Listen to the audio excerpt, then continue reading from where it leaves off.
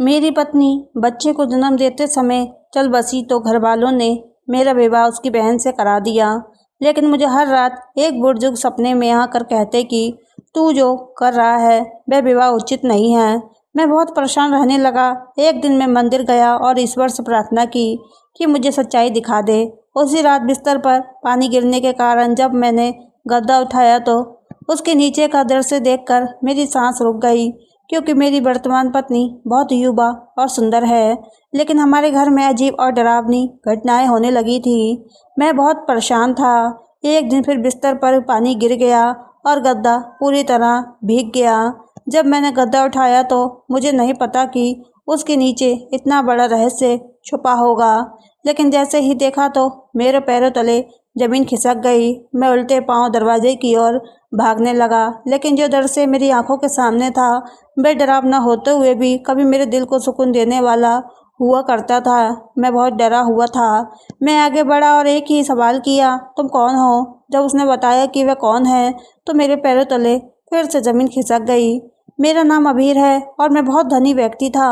मैं उन लोगों में गिना जाता था जो अपनी संपत्ति के बल पर किसी भी जगह अपनी पहचान बना सकते थे, लेकिन मेरा असली गर्व मेरी विरासत में मिली हवेली थी। एक ऐसा घर जिसकी हर दीवारों में इतिहास की खुशबू बसी थी।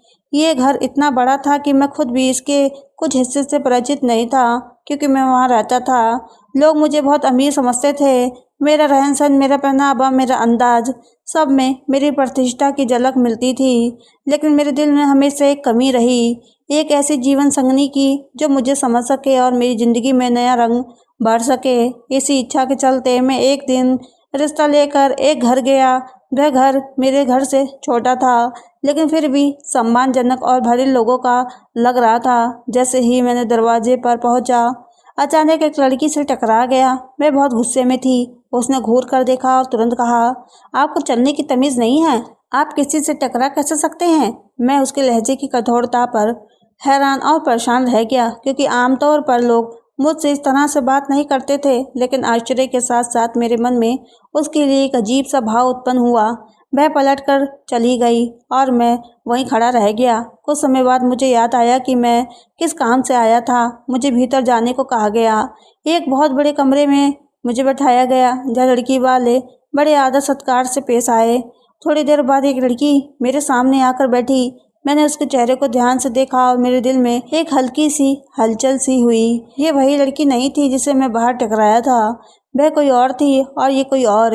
ये लड़की भी बुरी नहीं थी, लेकिन उसमें वह बात नहीं थी जो पहली लड़की में थी। मैंने हल्की सी उलझन के साथ उनसे पूछा, बाहर जो लड़की थी वह कौन थी? उन्होंने कहा, वह भी हमारी बेटी है। उसका नाम सिमरन है, लेकिन हम जिसकी शादी की बात कर रहे हैं वह यह है, मिताली। मिताली सिमरन से अधिक सुंदर नहीं थी और ना ही उसका रंग रूप विशेष था। उसमें वह बात नहीं थी जो सिमरन में थी। मैं समझ गया था कि यदि मैं इस घर में विवाह करूंगा तो सिर्फ सिमरन से। मैंने स्पष्ट रूप से अपनी बात रख दी कि अगर मुझे विवाह करना है तो केवल सिमरन से ही। उनके चेहरे पर अजीब तरह की हैरानी थी। शायद वह पहले ही मिताली की शादी के लिए तैयार थे और अब मैंने अचानक दूसरी बेटी का नाम ले लिया था। उन्हें ये चिंता भी हो सकती थी कि दोनों बहनों के बीच कोई परेशानी ना खड़ी हो जाए, लेकिन मैं अपने निर्णय पर अड़ा रहा। मैंने कहा कि आप लोग जो भी निर्णय लें मुझे बता दीजिए। शायद उन्हें ये चिंता भी थी कि कहीं एक अमीर व्यक्ति का रिश्ता हाथ से न निकल जाए। इसलिए अगले ही दिन उन्होंने मुझे उत्तर दे दिया कि उन्हें ये रिश्ता स्वीकार है। मैंने राहत की सांस ली, क्योंकि सिमरन मुझे बहुत भा गई थी और उसी से विवाह करना चाहता था और अब वह मेरी होने जा रही थी। हमारी शादी धूमधाम से हुई। मुझे याद है कि सिमरन के चेहरे पर खुशी तो थी, लेकिन थोड़ी झिझक भी थी, जैसे वह अभी तक इस रिश्ते को पूरी तरह से स्वीकार नहीं कर पाई हो। लेकिन मैंने अपने आप से वादा किया था कि मैं उसका हर तरह से ख्याल रखूंगा। शादी की रात जब हम अपने कमरे में आए तो सिमरन चुपचाप मेरे पास आकर बोली, बहुत सारी बातें हैं जो मैं आपको बताना चाहती हूँ, लेकिन वे मेरी ज़िंदगी की कड़वी सच्चाई है और मैं उनका जिक्र नहीं करना चाहती। ये वाक्य मेरे दिल को चुभ सा गया। मैंने सोचा, आखिर ऐसी कौन सी बात हो सकती है जो वह मुझसे छुपाना चाहती है, लेकिन मैंने उसे मजबूर नहीं किया। अगर वह कुछ बताना चाहेगी तो खुद ही बता देगी। मैंने उसकी ओर देखकर मुस्कुराने की कोशिश की और कहा, हमारे लिए इतना काफ़ी है कि अब हम दोनों एक दूसरे के साथ हैं। सिमरन ने एक नज़र मेरी ओर देखा और फिर चुप हो गई। हमारी ज़िंदगी की शुरुआत हुई। मैंने उसे खुश रखने की पूरी कोशिश की। मैंने उसे हर संभव सुविधा दी। हम घूमने फिरने भी गए। हमने अच्छे पल बिताए। मैं हर दिन उसके चेहरे पर मुस्कान देखने की कोशिश करता रहा, लेकिन कहीं न कहीं वह भीतर से उलझी हुई थी। कभी वह घंटों चुप रहती, कभी किसी सोच में खोई रहती। मैंने कई बार कोशिश की कि वह अपने मन की बात कहे, लेकिन वह हमेशा यही कहती, कुछ नहीं है, मैं ठीक हूँ। दिन बीतते गए। हमारी शादी को कई महीने हो चुके थे। मैं सिमरन के बिना जीवन की कल्पना भी नहीं कर सकता था। वह मेरे दिल के इतनी नज़दीक हो गई थी कि उसकी हल्की सी परेशानी भी मुझे असहनीय लगती थी, लेकिन उसकी चुप्पी मेरे लिए एक रहस्य बन गई थी। मैंने उस पर कभी दबाव नहीं डाला। मैंने सोचा कि समय के साथ सब कुछ ठीक हो जाएगा। एक दिन मैंने सिमरन को अपने पारिवारिक घर की सबसे पुरानी और सुंदर जगह पर ले जाने का निर्णय लिया।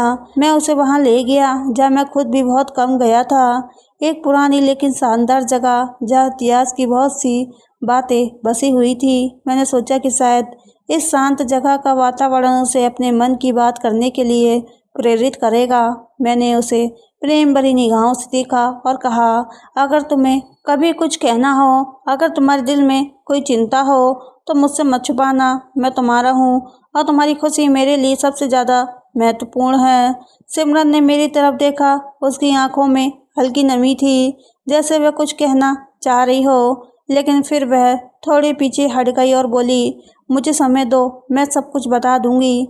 मैंने उसकी बात स्वीकार कर ली और सोचा कि जब वह खुद को तैयार महसूस करेगी तब वह मुझे अपनी ज़िंदगी की सच्चाई के बारे में ज़रूर बताएगी। लेकिन मुझे ये नहीं पता था कि वह सच्चाई मेरी ज़िंदगी को एक नए मोड़ पर ले जाएगी। मुझे नहीं पता था कि जिन सच्चाई से मैं अब तक अनजान था, वह मेरी प्रेम की परीक्षा लेगी। सिमरन की ज़िंदगी की हर रात जो वह मुझसे छिपा रही थी, वह हमारी शादी के महीनों बाद भी हमारे बीच एक दीवार की तरह खड़ी रही। मैं उस दीवार को गिराना चाहता था। मैं अपने प्रेम से उसे हर डर से मुक्त करना चाहता था, लेकिन सवाल यह था, क्या मैं ऐसा कर पाऊंगा? क्या सिमरन मुझ पर इतना विश्वास कर पाएगी कि वह अपना हर दर्द मेरे साथ बांट सके? मुझे नहीं पता था कि आगे मेरी ज़िंदगी में क्या होने वाला है, लेकिन मैं इतना ज़रूर जानता था कि मैं सिमरन के साथ हमेशा खड़ा रहूँगा, चाहे हालात जैसे भी हो, चाहे कोई भी सच्चाई सामने आए। मैं उसे कभी अकेला नहीं छोड़ूंगा। ज़िंदगी कितनी कठोर हो सकती है, मैंने कभी सपने में भी नहीं सोचा था कि सिमरन माँ बनने वाली है और हम दोनों ही बहुत खुश थे। हमारे बीच उम्मीदों के अनगिनत दीपक जल रहे थे।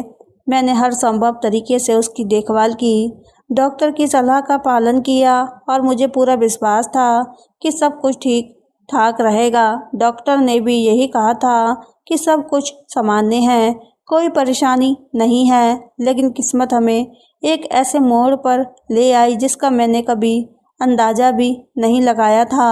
सिमरन के अंतिम दिन नज़दीक आ रहे थे। मैंने सोचा कि इस समय उसके पास कोई अपना होना चाहिए जो उसकी देखभाल कर सके।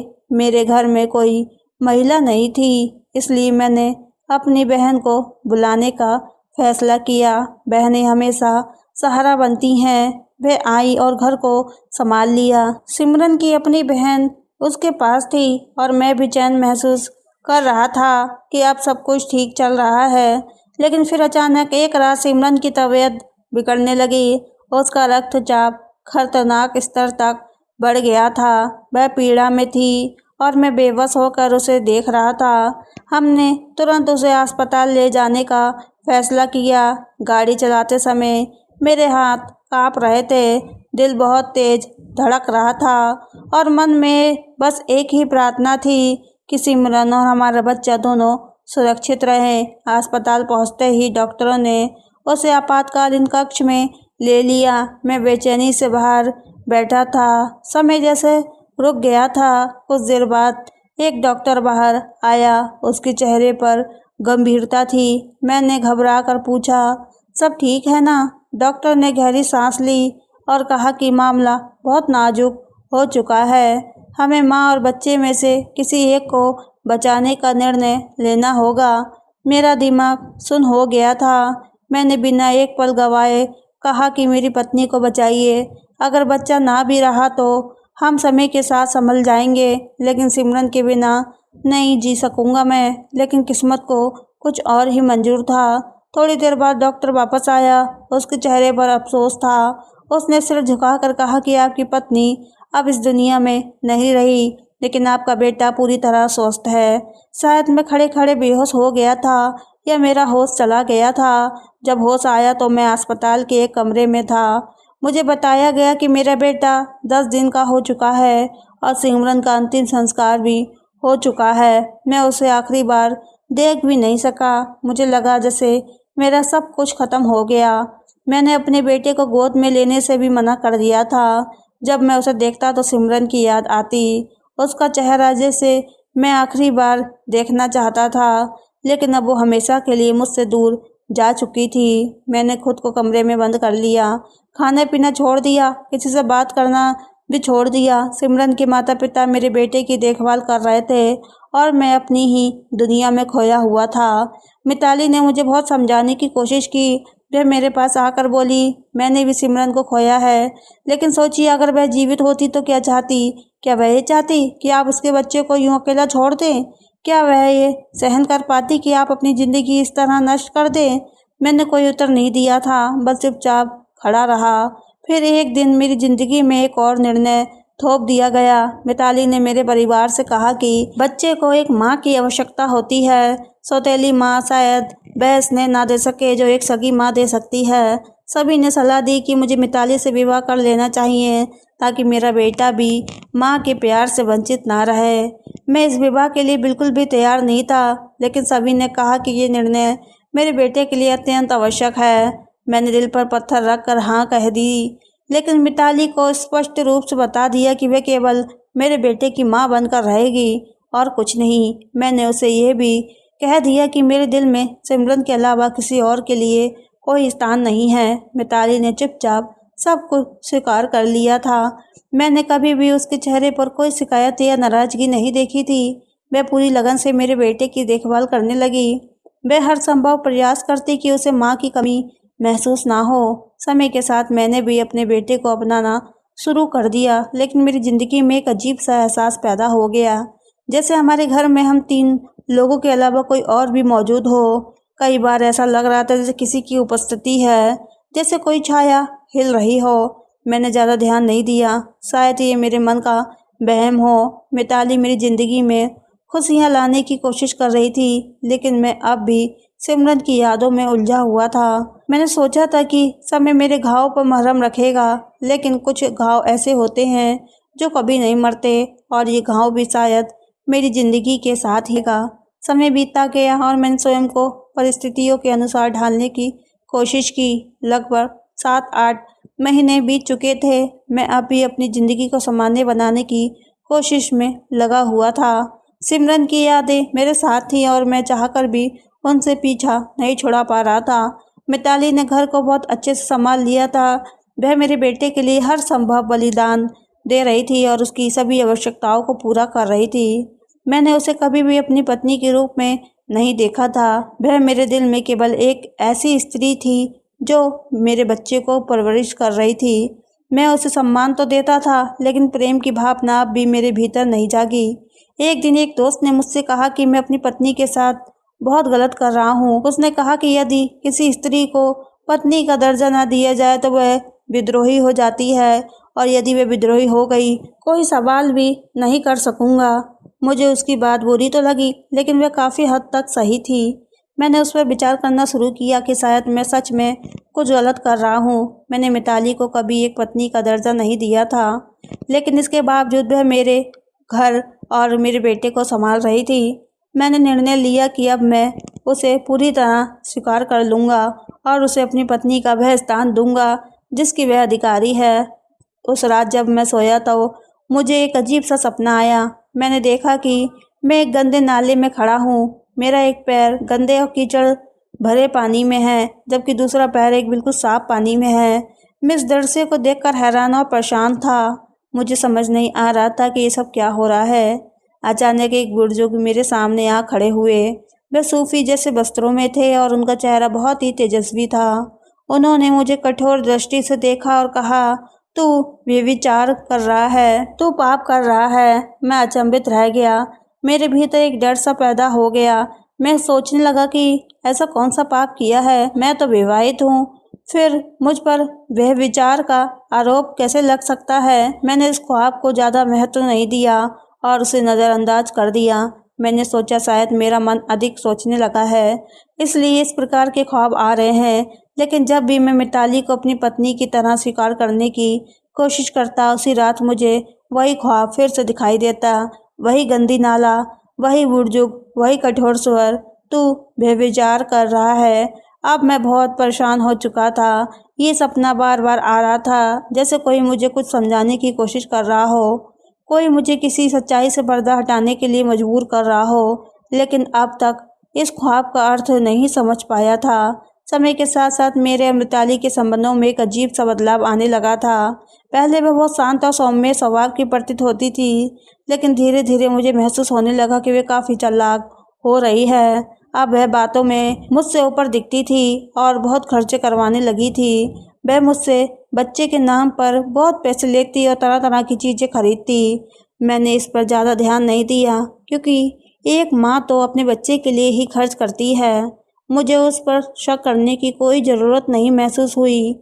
लेकिन एक दिन अचानक जब मौसम बदला और ठंड शुरू हुई, तो एक समस्या सामने आई। मेरे बेटे के पास सर्दियों के कपड़े तक नहीं थे। मैंने हैरानी से मिताली से पूछा, तुम तो पिछले 2-3 हफ्तों से कह रही थी कि बच्चे के कपड़े लेने हैं, तो फिर उसके पास गर्म कपड़ा क्यों नहीं है? हमें तुरंत बाजार जाकर 4-5 हज़ार रुपये के नए कपड़े खरीदने पड़े। मैंने फिर पूछा, जो मैंने पैसे पहले दिए थे वह कहाँ गए, उनका क्या हुआ? अब मिताली का व्यवहार बहुत अजीब हो गया। वह कहने लगी, अब क्या आपको हर चीज़ का हिसाब किताब देना पड़ेगा? उसका ये जवाब सुनकर मुझे झटका सा लगा। मुझे ऐसा महसूस हुआ जैसे वह अब बदल चुकी है, जैसे अब उसमें कोई और रूप आ गया हो। ये वही मिताली थी जो पहले शांत रहती थी, मेरे बच्चे की देखभाल बिना किसी शिकायत से करती थी, लेकिन आज वह एक पारंपरिक झगड़ालू औरत की तरह बात कर रही थी। उसकी आवाज़ की वह कोमलता अब कहीं खो चुकी थी। मुझे ऐसा लगने लगा था जैसे मैंने किसी और औरत को देखना शुरू कर दिया हो। शायद वह पहले से ही ऐसी थी, लेकिन मैंने कभी ध्यान नहीं दिया। यह शायद समय के साथ वह सच में बदल गई थी। मेरे मन में कई सवाल उठने लगे। क्या मैंने उस औरत को वास्तव में कभी जाना था? क्या वह सच में मासूम थी या ये सब दिखावा था? मैं कुछ भी समझ नहीं पा रहा था, लेकिन इतना ज़रूर जान चुका था कि ये बार बार आने वाले ख्वाब मेरे भीतर एक बेचैनी पैदा कर रहे थे और मिताली का नया रूप मेरे लिए एक आश्चर्य बन गया था। मैं चुप रहा। मैंने उससे अधिक बहस नहीं की, क्योंकि मुझे लग रहा था कि शायद मैं ही ज़रूरत से ज़्यादा सोच रहा हूँ। शायद ये सब कुछ मेरे मन का भ्रम हो। लेकिन वह ख्वाब जो बार बार आ रहा था, उसकी सच्चाई क्या थी? क्या वह वास्तव में कोई संकेत था या फिर मेरे मन और दिमाग का कोई खेल? मुझे कुछ भी समझ नहीं आ रहा था, लेकिन यह तय था कि मेरे भीतर एक बेचैनी थी और उसका समाधान मुझे शीघ्र ही किसी बड़ी खोज में करना था। उस दिन मैं घर में अकेला था। मिताली अपने मायके चली गई थी और अपने बेटे को भी साथ ले गई थी। मैं शाम के समय पानी पीने के लिए उठा। रसोई में जाकर गिलास में पानी भरा। जैसे ही मैंने पानी पीने के लिए गिलास उठाया, वह मेरे हाथ से फिसल कर गिर गया और सीधा बिस्तर पर गिर गया। पानी गिरते ही बिस्तर गीला हो गया। ये दृश्य देखकर मुझे झुंझुलाहट हुई। मैंने सोचा कि गद्दा उठाकर धूप में डाल दूं ताकि वह जल्दी सूख जाए। जैसे ही मैंने बिस्तर का गद्दा उठाया, मेरे पैरों तले ज़मीन खिसक गई। मेरी आंखों के सामने अंधेरा छा गया। मैं पीछे हटने लगा, जैसे मैंने कोई अशुभ चीज़ देख ली हो। मेरे बिस्तर के नीचे एक लड़की छिपी हुई थी और वह कोई और नहीं बल्कि सिमरन थी, मेरी पहली पत्नी, जिसे मैंने सालों पहले मृत मान लिया था। उस पल मेरा पूरा शरीर कांपने लगा। दिल की धड़कन तेज हो गई। मुझे विश्वास ही नहीं हो रहा था कि जो मैं देख रहा हूँ वह सच्चाई है या कोई भ्रम। सिमरन का चेहरा पीड़ा से भरा हुआ था, शरीर दुर्बल था, बाल बिखरे हुए थे। वह एक जीवित लाश जैसी लग रही थी। मुझे लगा कि शायद मैं किसी आत्मा को देख रहा हूँ। मुझे प्रतीत हुआ कि ये सिमरन नहीं बल्कि उसकी आत्मा है। जो मुझसे मिलने आ गई है। मैं एक कदम पीछे हट ही रहा था कि उसने अपनी दुर्बल हाथों से मुझे पकड़ने की कोशिश की और रोते हुए मुझे पुकारा। मैं स्तंभ रह गया। मैंने आश्चर्य और भय के मिले जुले भाव के साथ पूछा, ये क्या हाल बना रखा है? कहाँ थी तुम? कहाँ से आई हो? उसके होठ काँप रहे थे। वह कुछ देर तक कुछ भी नहीं कह सकी, फिर बड़ी कठिनाई से अपने होठों को हिलाया और बोली, मुझे इसी घर में बंद कर दिया गया था। बड़ी मुश्किल से उस कैद से निकली हूँ। मुझे किसी के कदमों की आहट सुनाई दी थी, लेकिन कुछ सुनाई नहीं दिया। मुझे लगा कि वह घर खाली है, इसलिए बिस्तर के नीचे छिप गई थी। उसकी बात सुनकर मैं बिल्कुल सुन्न हो गया। समय जैसे थम गया हो। समझ नहीं आ रहा था कि ये सब क्या हो रहा है। मेरी दृष्टि उसके दुर्बल शरीर पर टिक गई। वह बिल्कुल कंकाल जैसी हो चुकी थी। उसके कपड़े फटे हुए थे, चेहरे पर घाव के निशान थे। ऐसा प्रतीत हो रहा था जैसे वह सदियों से अंधेरे में कैद रही हो। मुझे स्वयं को संयमित रखने के लिए बहुत प्रयास करना पड़ा। मैंने तुरंत सिमरन को सहारा दिया और बिना किसी पल की देर किए उसे लेकर घर से बाहर निकल गया। मैंने निर्णय लिया कि उसे डॉक्टर के पास ले जाया जाए। मैं उसे लेकर तुरंत अस्पताल पहुंचा। डॉक्टर ने जब उसका परीक्षण किया तो गंभीर मुद्रा में सिर हिला दिया। डॉक्टर ने कहा कि सिमरन अत्यंत पोषण की कमी का शिकार है। उसके शरीर में ऊर्जा ना के बराबर है। मानसिक दबाव और लगातार तनाव के कारण उसकी स्थिति बहुत अधिक बिगड़ चुकी है। उसे तुरंत उपचार की आवश्यकता है। अगर थोड़ी और देर हो जाती तो शायद उसको बचा पाना कठिन हो जाता। डॉक्टर की ये बातें सुनकर मेरा दिल जैसे मुट्ठी में बंद हो गया। मैंने जीवन में स्वयं को कभी इतना असहाय महसूस नहीं किया था। मैंने डॉक्टर से पूछा, क्या मैं इसे घर ले जा सकता हूँ? लेकिन डॉक्टर ने उसे मना कर दिया था कि उसकी ऐसी हालत नहीं थी कि उसे घर ले जाया जा सके। उसे कुछ दिन यहाँ पर रखना आवश्यक था ताकि उसकी ठीक से देखभाल हो सके। मैं वहीं बैठा रहा। सिमरन को नींद की दवाई दे दी गई थी ताकि वह शांतिपूर्वक विश्राम कर सके। मैं उसके पास बैठा रहा, विचारों में डूबा हुआ था कि आखिर उसके साथ ऐसा क्या हुआ होगा। कौन उसे बंदी बना कर रख सकता है और क्यों? मैं तो ये सोच भी नहीं सकता था कि ये सब कुछ मेरे ही घर में हुआ होगा। मैंने उसका हाथ पकड़ा हुआ था। वह बहुत अधिक कमज़ोर लग रही थी। मुझे ऐसा महसूस हुआ जैसे वह मेरी पकड़ में ही बिखर जाएगी। जब कुछ देर बाद उसे होश आया तो मैंने नरमी से पूछा, ये सब क्या हुआ तुम्हारे साथ? तुम कहाँ चली गई थी? तुम्हारी मृत्यु की खबर कैसे फैल गई थी? उसने आंखें खोली और छत की ओर देखने लगी। कुछ देर तक शांत रही, फिर धीरे धीरे बोलना शुरू किया। मुझे खुद कुछ नहीं पता। मुझे बस इतना याद है कि मेरी सामान्य प्रसव प्रक्रिया हुई थी। मैंने तुरंत उसकी बात काटते हुए कहा, नहीं, तुम्हारा तो ऑपरेशन हुआ था। डॉक्टर ने कहा था कि स्थिति बहुत गंभीर थी। वह हैरानी से मेरी ओर देखने लगी। उसके चेहरे पर अजीब तरह के भाव थे, जैसे वह मेरी बात पर विश्वास नहीं कर पा रही हो।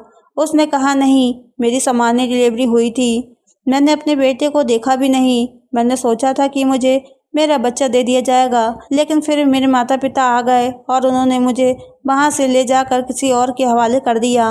उन्होंने मुझे एक ऐसे बंदीगृह में पहुँचा दिया जो हमारे ही घर के अंदर था, तहखाने में। ये सुनकर मैं हैरान और परेशान रह गया। मेरा मन और मस्तिष्क सुन्न होने लगा। मैंने सोचा कि वह झूठ बोल रही है या फिर किसी मानसिक भ्रम में है। मैंने नरमी से उसका हाथ थामा और कहा, भला ये सब कैसे संभव है? हमारे घर में तो कोई तहखाना भी नहीं है। उसने मेरी आंखों में आंखें डालकर कहा, मैं सच कह रही हूँ। हमारे घर के अंदर एक गुप्त रास्ता था जो मुझे वहाँ ले गया और वहाँ मैं सालों तक बंदी रही। उसकी बाकी की बात सुनकर मैं भीतर तक काँप गया। मैंने कभी नहीं सोचा था कि मेरी ज़िंदगी में ऐसा पल भी आएगा जब वह औरत जो मेरे लिए मर चुकी थी मेरे सामने जीवित खड़ी होगी। वह इतने महीने तक बंदी रही और मुझे उसकी कोई खबर तक नहीं थी। मैं चेहरे की ओर देखता रहा। मेरे पास शब्द नहीं थे। मैं क्या कहूँ? मेरे मन में एक तूफान उठा हुआ था कि आखिर ये सब हुआ कैसे? कौन था जो उसे कैद कर सकता था? ये सब जानने के लिए बेचैन और व्याकुल था, लेकिन मुझे डर भी लग रहा था कि जो कुछ मैं सुनने वाला था वह शायद मेरे होश उड़ा दे। सिमरन ने आगे कहा कि वह मेरे लिए एक ऐसा सच था जिसने मेरी पूरी दुनिया हिला कर रख दी। सिमरन की बातें सुनकर मैं स्तंभ रह गया। मेरे दिल और दिमाग में एक तूफान सा चल रहा था। वह कह रही थी कि वह उन लोगों की अपनी सगी बेटी नहीं थी, बल्कि उन्होंने उसे किसी और से गोद लिया था, क्योंकि उस समय उसे संतान नहीं हो रही थी। जब सिमरन को गोद लिया गया कुछ समय बाद मिताली का जन्म हुआ और फिर उनके व्यवहार में फ़र्क आ गया। सिमरन के साथ सौतेले बच्चों जैसा व्यवहार किया जाने लगा, लेकिन वे सब कुछ चुपचाप सहती रहती, सहन करती रहती। जब मेरी और उसकी शादी हुई तो उसके माता पिता को ये रिश्ता किसी भी सूरत स्वीकार नहीं था। वह बहुत क्रोधित थे। इसी वजह से उन्होंने एक भयावह योजना बनाई और सिमरन को हमेशा के लिए मेरी ज़िंदगी से अलग करने की कोशिश की। सिमरन ने बताया कि मेरी अनुपस्थिति में उसे किसी अनजानी जगह पर ले जाया गया और मुझे ये विश्वास दिलाने के लिए कि वह मर चुकी है, एक नाटक रचा गया था। मुझे धोखा देने के लिए मेरे खाने में नशीली दवा मिला दी गई थी, जिसके कारण मैं चेतना खो बैठा और बस 10 दिन बाद मुझे होश आया तो मेरे सामने झूठ बोला गया कि सिमरन की मृत्यु हो चुकी है और उसकी अंतिम क्रिया भी हो गई है। मैं इस सदमे से उबर नहीं पाया और सच्चाई जाने बिना ही उसकी बातों पर विश्वास कर बैठा। जब मैंने ध्यान दिया तो मुझे अपने सपने याद आए, वह व्रत जो बार बार मेरे सपनों में आकर कुछ कह रहे थे। मैं जिन बातों को पहले नज़रअंदाज कर रहा था, अब वह सब स्पष्ट हो चुकी थी। 2 बहनों से विवाह करना उचित नहीं होता क्योंकि सिमरन जीवित थी। मैं वास्तव में एक अवैध रिश्ते में बंधा हुआ था। ये समझते ही मेरा खून खौल उठा, मेरे भीतर गुस्से की लहर दौड़ गई। मैंने तुरंत मिताली को कॉल किया और कहा कि मैं आ रहा हूँ। वह घबरा गई थी, सोच रही थी कि मैं उसे लेने क्यों आ रहा हूँ। मैंने अपने बेटे को उसकी गोद से लिया और कहा कि तुम यहीं रहो, तुम्हें मेरे साथ आने की ज़रूरत नहीं है। वह कुछ समझ नहीं पाई और चुपचाप खड़ी रही। मैंने अपने बच्चों को लेकर वापस अस्पताल गया, सिमरन को साथ लिया और अपने घर ले आया। मैंने घर के दरवाजे बंद किए। कुछ देर बाद ही मिताली और उसके परिवार वाले हमारे घर के बाहर आ गए। वे बहुत गुस्से में थे और ये पूछ रहे थे कि मैंने ऐसा क्यों किया, क्यों मैंने उनकी बेटी को छोड़ दिया। मैंने उन्हें अंदर ही फ़ोन किया और कहा कि उन्हें जल्द ही तलाक का कागज़ मिल जाएगा। वे घबराए और परेशान लग रहे थे। शायद उन्हें यकीन नहीं हो रहा था कि मैंने इतना बड़ा फैसला ले लिया है। मैंने उन्हें परेशान करने के लिए सिमरन की तस्वीरें भेज दी थी। जब उन्होंने तस्वीर देखी तो वे पूरी तरह से चुप हो गए। उन्हें समझ आ गया था कि मैं सब कुछ जान चुका हूँ। अब उनके पास कोई बहाना या झूठ बोलने की गुंजाइश नहीं बची थी। वे लाचार होकर खड़े रह गए थे। इसके बाद मैंने उनके खिलाफ कानूनी कार्रवाई का निर्णय लिया। मैंने उनके ऊपर सिमरन के अपहरण और हत्या की कोशिश का मामला दर्ज करवा दिया, जिसकी कोई जमानत संभव नहीं थी। अब मैं किसी भी हालत में उन्हें माफ़ करने वाला नहीं था। मैंने वह सब कुछ वापस लेने का निश्चय कर लिया था, जो उन्होंने हम दोनों से छीन लिया था। जब सिमरन ने अपने बेटे को गले से लगाया तो वह भावनाओं से भर गई और उसकी आंखों से आंसू बहने लगे। ये दृश्य देखकर मेरी आंखें भी नम हो गईं। उस पल मुझे एहसास हुआ कि मैंने अपनी ज़िंदगी के इतने साल एक धोखे में गुजार दिए, लेकिन अब मैं सिमरन के साथ था। मैंने उसे भरोसा दिलाया कि अब मैं उसे कभी भी किसी परेशानी में नहीं पड़ने दूंगा। हमने अपनी ज़िंदगी को एक नई शुरुआत दी और हमारे घर में फिर से खुशियाँ लौट आई। हमारा घर अब प्यार और शांति का एक सुंदर स्थान बन गया था। हमने माँ जी की कड़वी यादों को भुलाकर एक नई ज़िंदगी की शुरुआत की थी। इस कहानी का मूल संदेश यह है कि सत्य चाहे जितना भी छुपाया जाए, एक न एक दिन सामने आ ही जाता है। विश्वास, जागरूकता और साहस से अन्याय के विरुद्ध खड़ा होना ही जीवन की सच्ची जीत है। तो दोस्तों, इस कहानी के बारे में आपकी क्या राय है, हमें कमेंट करके ज़रूर बताएं। कहानी अगर पसंद आए तो चैनल को सब्सक्राइब, वीडियो को लाइक करना ना भूलें।